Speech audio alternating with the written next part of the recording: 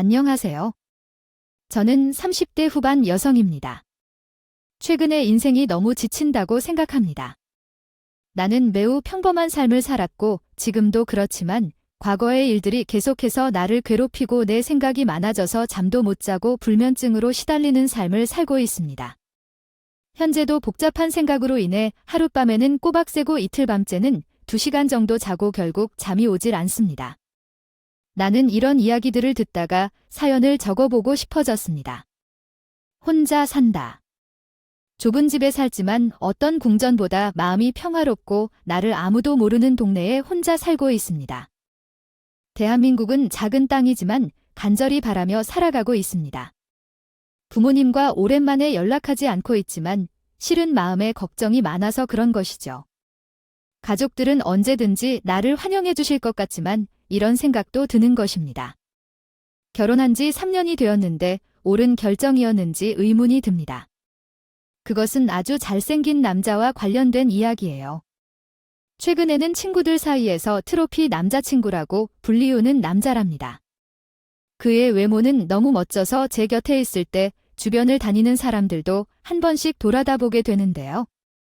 게다가 제 남자친구와 커피숍에 가서 이야기를 나누다가 화장실에 잠깐 가겠다고 자리를 비운 새 여자들이 그를 향해 다가왔다는 사실도 있습니다.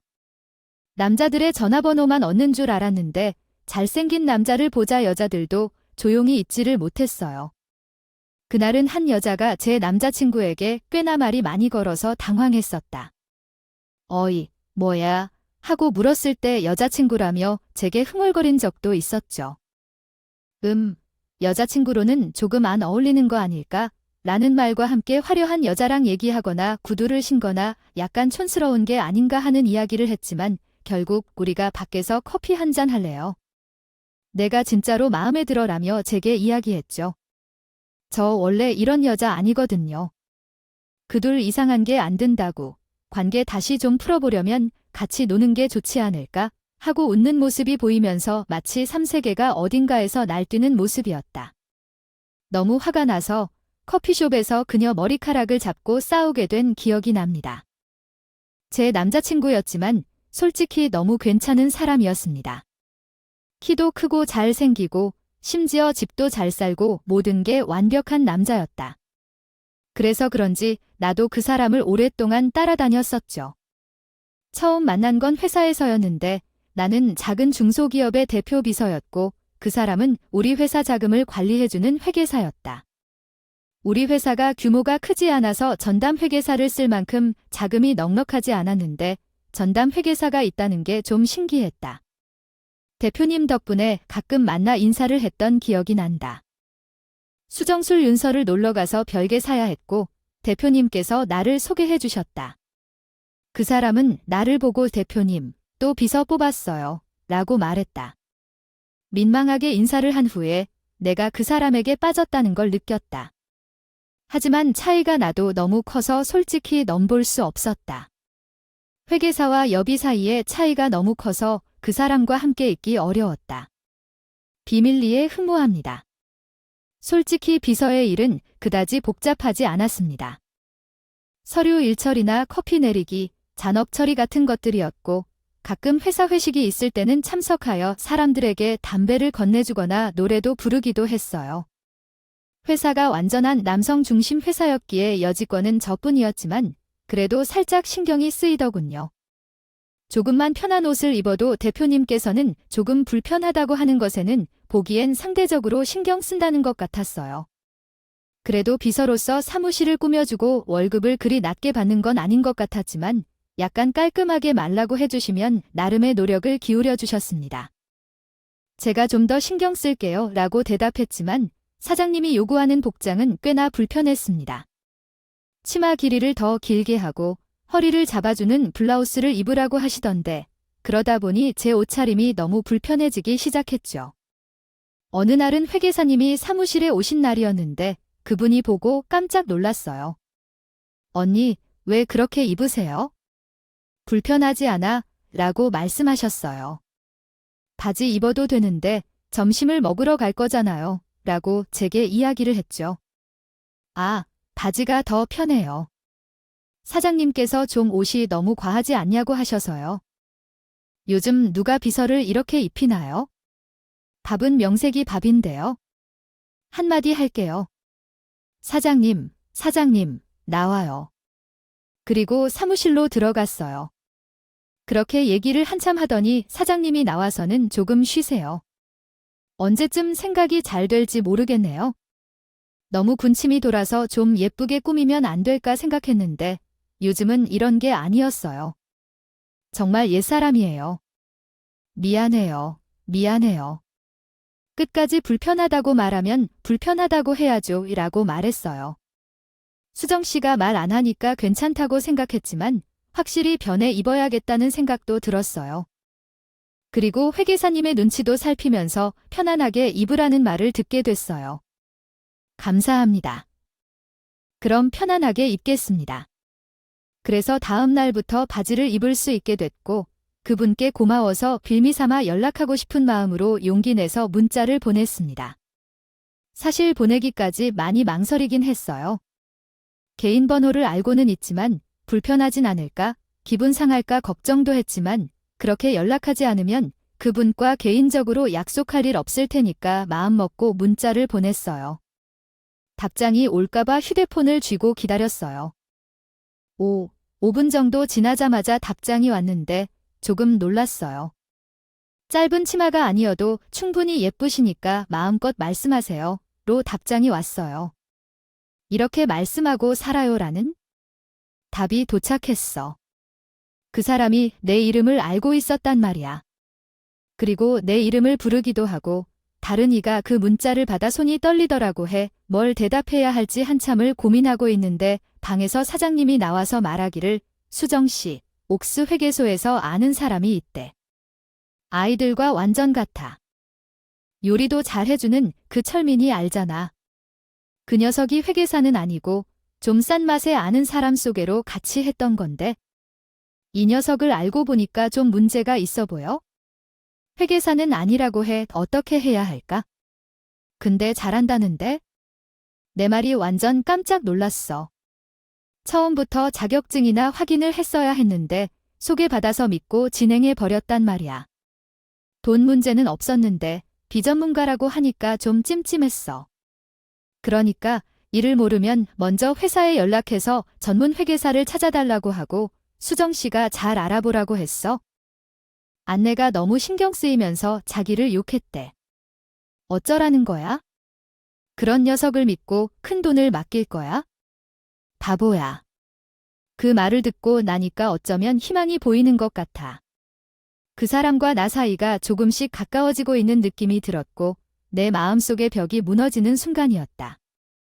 그 사람에게 문자를 보냈다. 대표님은 회계사가 아닌데 회사 작은 문제만 정리해 주시면 큰 문제는 없겠죠. 연락 받지 말고 고맙습니다. 그 사람은 답장이 없었고 이후에는 사무실에도 오지 않았다. 그래도 다행인 것은 새 회계사를 구하고 난 뒤 대표님은 다시 일을 시작했다. 그 새끼가 일을 잘했는지 봐야지. 월급 잘 준 보람이 있어? 몇 년 동안 큰 적자 없이 잘 관리했으니까 그렇게 다행인 것 같았다. 수정 씨가 오늘 저녁에 모여서 술을 마실 것 같다고 해서 그 사무실 직원들을 불러서 회식 자리를 마련해 놨다. 하지만 나는 피곤해서 집에 가고 싶었다. 그래서 집에 와서 잠을 잠깐 자고 나니 밤 10시 넘어가서 일어나 휴대폰을 켰다. 그때 그 사람의 문자를 확인했다. 수습 잘했어. 고맙다. 시간 되면 한번 식사 대접해 줄게. 형님한테 비밀로 해야지 언제인지 물어왔다. 그래서 저희는 저희 컨텐츠를 좀 더 인상적인 방법으로 제공하고자 합니다. 감사합니다. 회계사라 불러주더라고요. 나쁠 건 없고 솔직히 받는 금액도 알바비 수준이었어요. 둘 다 윈리로 생각했는데 대표님이 아니었나 봐요. 사기를 친 건 아니지만 그 사람이 사기꾼이라고 하니까 사기꾼이 된 것 같죠. 진짜 회계사가 되려면 그 돈 가지고는 어림도 없어요. 경험을 쌓아야 하지만 그 형님은 사람 싸게 썼으니 서로 좋은 거라 생각했는데 고세를 못 참고 저를 잡아 죽일 거래요. 억울하기도 하고 그렇더라고요. 사세에 돈 불리는 데는 선수거든요. 이것도 일종의 사업이라고 보면 됩니다. 부모님의 돈 관리도 해드리고 있고 둘 다 만족하시고 저도 좋죠. 그 형님이 성질이 급해서 제 말을 듣진 않고 무작정 잘못했다고 하니까 방법이 있나요? 그래도 수정 씨 덕분에 경찰서는 안 가게 되었네요. 웃으며 말해주더라고요. 사기꾼 같고 재밌고 바른 세상을 살아가는 사람 같아서 궁금하게 되고 같이 있고 싶어졌어요. 그래서 밥 먹고 맥주 한잔하러 가실래요 하고 먼저 나가더라고요. 제안한 둘째 술자리에 그가 응했고 함께 술을 마시러 간 우리 둘은 가벼운 스킨십을 할 정도로 가까워지고 술집이 시끄럽다 보니 결국 나란히 앉아 이야기를 나누게 되었습니다. 그 후 몇 차례 더 만나고 나는 더 적극적으로 그에게 고백했고 마침내 그는 나의 고백을 받아들였습니다. 그랬던 우리 둘은 약 1년 동안 열정적인 연애를 했습니다. 나는 친구들이 있는 자리에 남자친구를 데리고 나가기도 하고 우리 부모님들과 소개를 해주기도 했습니다. 내가 자랑스러운 남자친구를 소개하며 작은 회사에서 재정을 담당하는 직업으로 그를 소개했습니다. 그는 전문 회계사는 아니었지만 자격증이 없어도 많은 사람들이 그를 믿고 돈을 맡겼습니다. 그의 부모님들도 그랬고 몇몇 친구들도 그에게 주식을 맡겼습니다. 남자친구는 경제와 사회에 대해 굉장히 박식했고 큰 흥미를 가지고 있었습니다. 항상 친구들을 만나며 스스로를 관리하는 스타일이었죠. 하지만 우리 둘 사이에는 차이가 있었습니다. 나는 그를 자랑스러워하고 여기저기 데리고 다니곤 했지만 그의 지인들이나 부모님은 한 번도 보지 못했습니다. 내가 조금 서운하고 아쉬워하자 조심스럽게 물었습니다. 자기야, 친구들의 평가는 어때? 부모님은 하나하나 질문해봐도 좀 궁금한 게 있는데 내 주변 사람들 소개를 받아본 적이 없어서 궁금한데 왜 나를 다른 사람들에게 소개시켜달라고 안 해본 거니까? 부끄러웠다느니 왜 부끄러웠다는 거야? 바쁜 일이 많아서 주변 사람들과 시간을 맞추기 어려웠던 거지? 그리고 부모님은 아직 좀 조심스러워 한다는 거지? 우리는 1년 정도 사귀고 있지만 아직 결혼 얘기까지 한 적이 없어서 좀 조심스럽다고? 저는 그 사람과 헤어져야 할까 하는 생각이 들었지만 그 사람은 제가 꿈꾸던 이상형이라 맞닿는 사람이었고 헤어지기는 너무 끔찍한 일이었어요. 그래서 결혼을 계속 연기했죠. 주변에 결혼하고 아이를 낳는 사람들을 보면 너무 부러워서 결혼을 생각했고 결혼 장려 드라마도 같이 봐서 결국 그 사람이 결혼을 제안했습니다. 이렇게 함께하면 아무것도 두렵지 않을 것 같다는 거죠, 그래요? 진심이야. 너무 감동적이야. 결혼은 사랑의 중요한 단계라서 어떻게든 축하하고 싶어. 너무 행복하기 때문에 어떻게든 여자들이 원하는 것을 실현해주고 싶어. 언제든지 부모님들과 함께 환영해야 해. 감사해요. 원하지 않았지만 알아야 할 것 같아서 그래도 어릴 때부터 키워주셔서 엄마랑 같은 것이 아니고 정말 좋은 분이셨어요. 그래서 편견 없이 봐주면 좋을 것 같아요. 제2의 고백을 했어요. 바보야, 그런 게 중요한 게 뭐가 있어. 널 키워주신 분이면 당연히 좋은 분이겠지. 나는 그런 편견 없어. 결혼식에 대한 로망이나 생각보다 없어. 지금 그럴 여유가 안 되면 작게 해도 괜찮아. 난 정말 괜찮아. 물론 자기 자랑하지 못하는 게 좀 아쉽긴 한데 그래도 난 정말 괜찮아. 자기만 있으면 바라는 거 없어. 우리 결혼하자. 자기만 괜찮으면 나 결혼하고 싶어 했어. 저희 두 사람은 결혼을 준비했습니다. 우리 부모님도 남자친구를 자주 만나기에 가벼운 인사를 드리고 결혼 승낙을 받았고 처음으로 시댁에 가기로 했습니다. 제가 고기 선물 세트를 사들고 시부모님 댁을 찾았고 처음으로 어른들을 만났어요. 저를 먼저 맞이해 주신 분은 시어머니셨습니다. 반가워. 우리 처음 만난다고 인사해 주시더군요. 솔직히 말하면 얼굴을 보고 정말 놀랐어요. 뭐랄까 너무 죄송하지만 평범한 아주머니가 아니라 술집 마님처럼 생기신 분이셔서 놀랐다고 말씀드렸습니다. 주변에 결혼하고 아이를 낳는 사람들을 보면 너무 부러워서 결혼을 생각했고 결혼 장려 드라마도 같이 봐서 결국 그 사람이 결혼을 제안했습니다. 이렇게 함께하면 아무것도 두렵지 않을 것 같다는 거죠. 그래요? 진심이야. 너무 감동적이야. 결혼은 사랑의 중요한 단계라서 어떻게든 축하하고 싶어. 너무 행복하기 때문에 어떻게든 여자들이 원하는 것을 실현해주고 싶어. 언제든지 부모님들과 함께 환영해야 해 감사해요. 화장도 너무 촌스럽고 반짝이는 의상에 머리를 폭탄 맞은 것처럼 크게 부풀린 게 90년대 술집 여자 같았습니다. 1. 안녕하세요. 처음 뵙겠습니다. 김수정입니다. 하고 인사를 드렸죠. 뒤이어 아버님이 나오셨는데 아버님은 뭐랄까 그 준수하게 잘 생기셔서 더라고요. 정장을 입고 계셨고 좀 꼬장꼬장하게 보이는 얼굴이었지만 그래도 나쁘지 않았습니다. 커피 한 잔에 마시며 이런저런 얘기를 하는데 자연스럽게 아버님의 사업 얘기가 나오게 됐습니다. 우리가 참이 사업만 아니면 성대하게 결혼을 치러주는 건데 이게 생각보다 돈이 많이 들더라고. 모텔이라는 게 말이야. 별거 아닌 것 같아도 은근히 허가받을 것도 많고 시설물 설치할 것도 많고 사람을 써야 되는데 사람 구하는 게 보통 일이 아니야. 거기다가 뭐 맨날 점검을 나온다 어쩐다 하는데 까다로워. 진짜. 우리나라가 언제부터 이렇게 건물 짓는데 적극적이었다고 잃어버린지 나 완참하면서 얘기를 하시더라고요. 뭐 테리어요. 아버님이 하시는 사업이 뭐 테리였어야 그래. 저 녀석이 얘기 안 했나.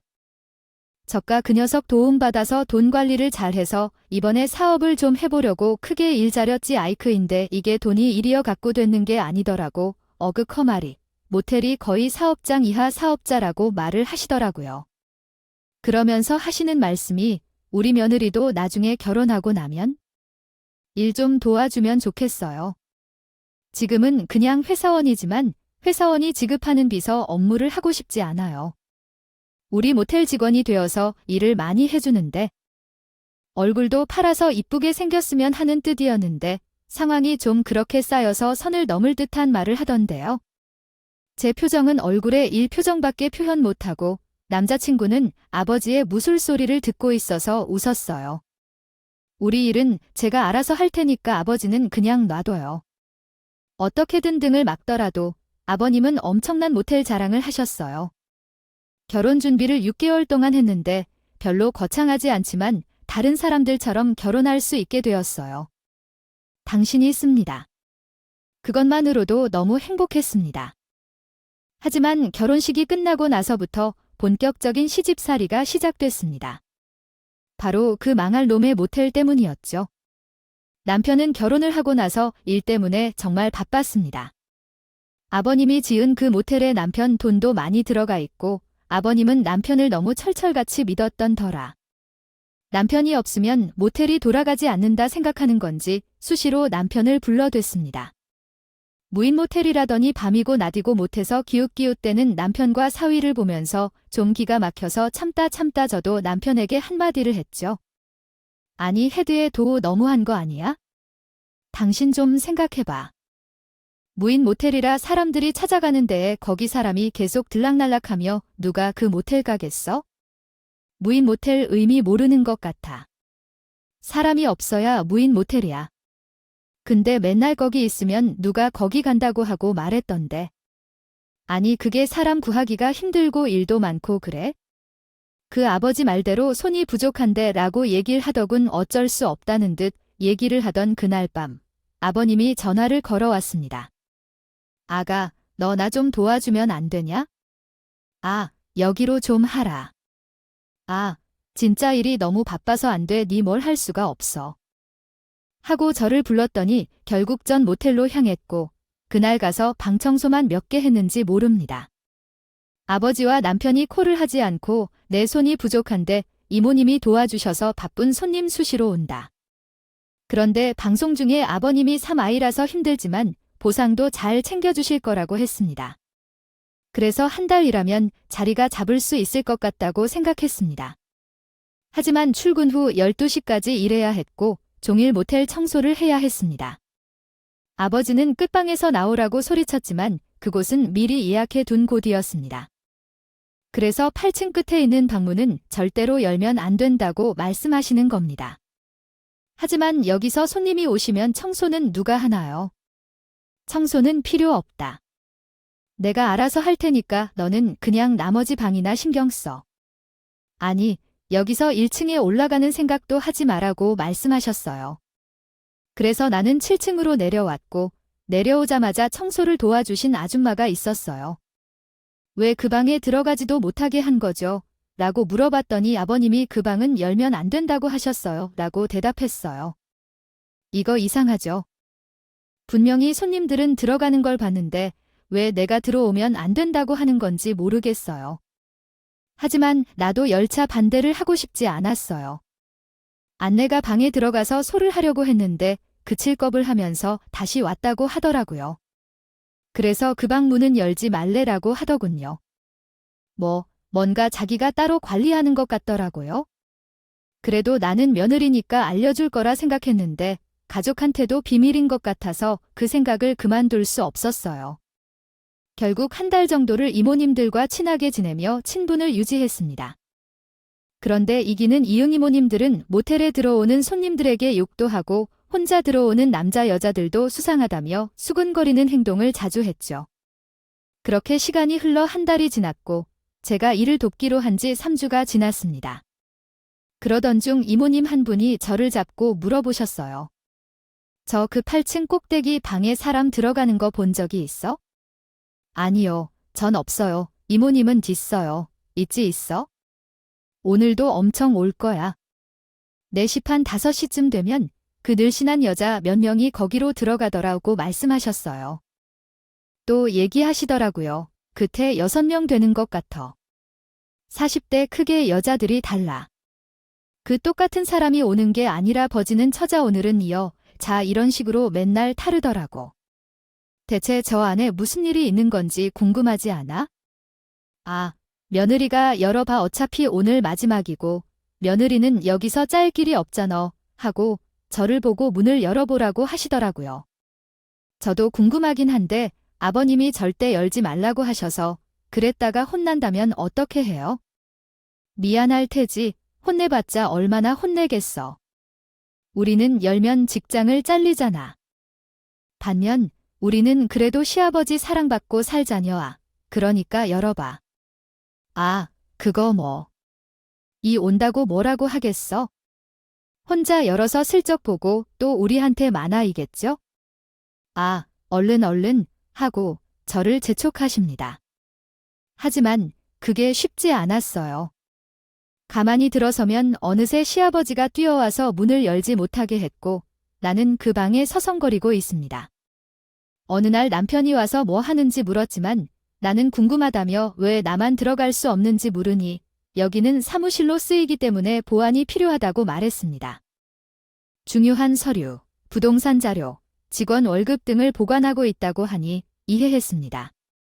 나는 이모님들이 이 방에 들어오는 손님들이 있었다고 말하니 남편은 사업이 확장 중이니 이해해달라고 부탁했습니다.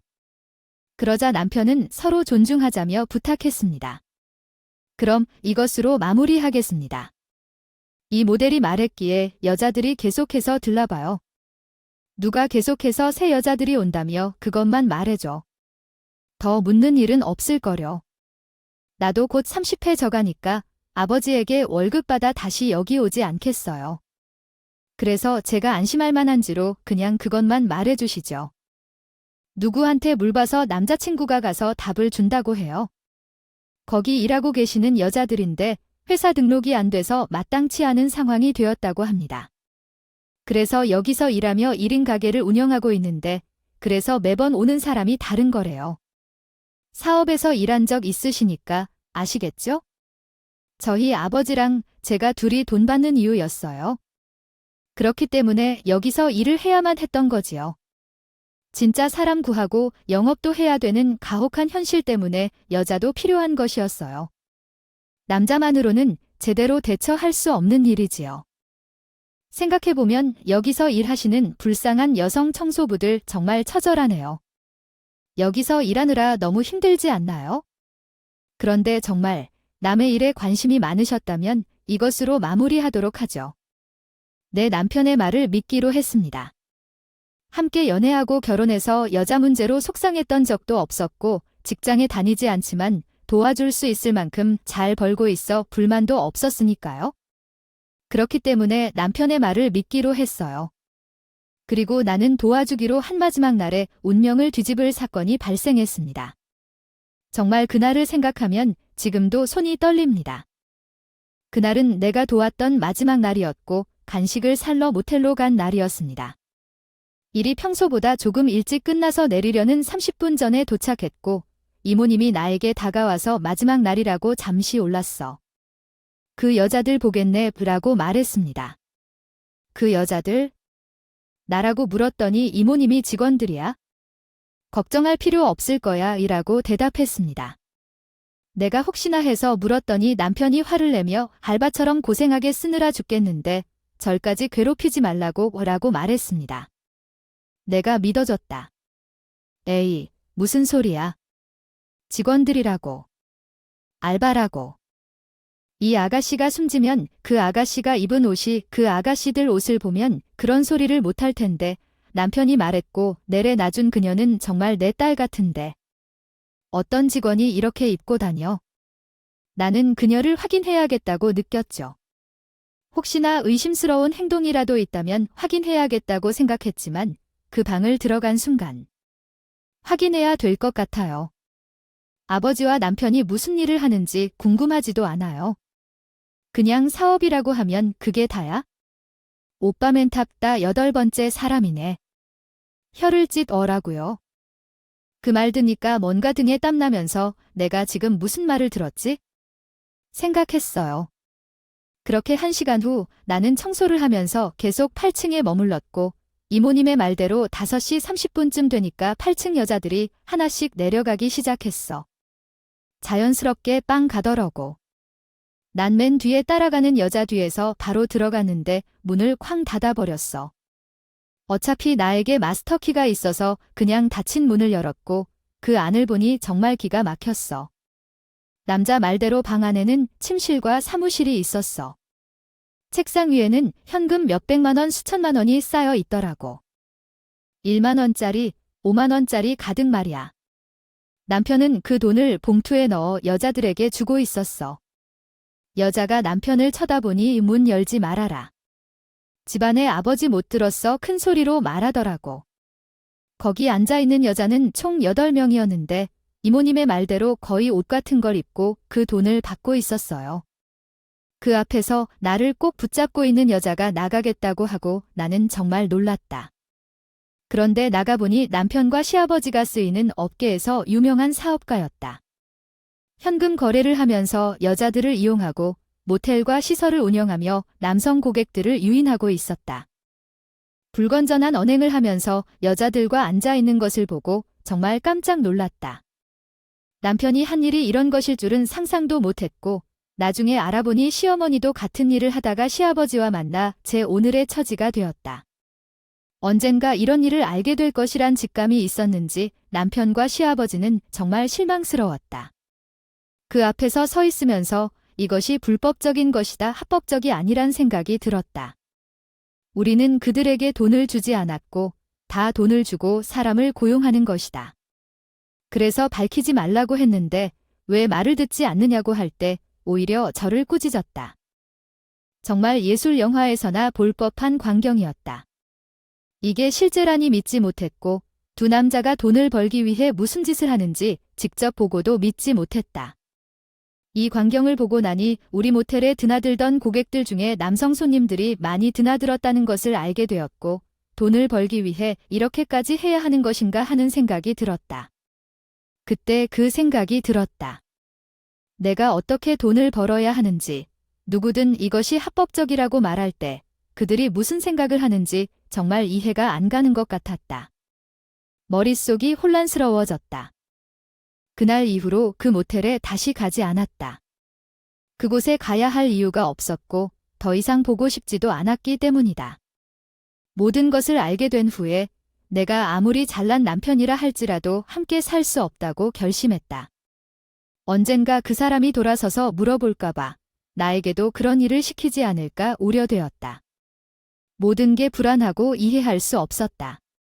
남자친구였을 때 결혼을 망설였던 것 같고 처음 시어머니를 만났을 때 그 느낌도 결국 맞았던 것 같았다. 결국 남편과 결혼 생활을 한 해 정도만 지나 이혼을 결심했다.